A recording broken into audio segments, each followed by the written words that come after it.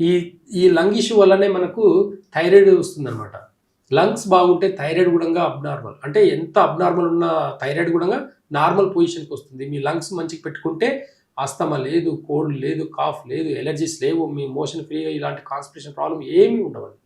లంగ్స్ని మంచిగా పెట్టుకోండి. మీ డైట్లో ఖచ్చితంగా స్పైసీస్ని తగ్గించండి. సాత్విక్ ఫుడ్లో వెజిటేబుల్స్ని ఉడకబెట్టుకొని తినడం వల్ల మీ లంగ్స్ కూడా యాక్టివేట్ అవుతాయి.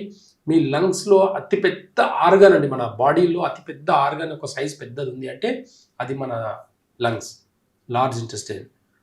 లార్జ్ ఇంటెస్టైన్ పొడవు ఎంత తెలుసా అండి?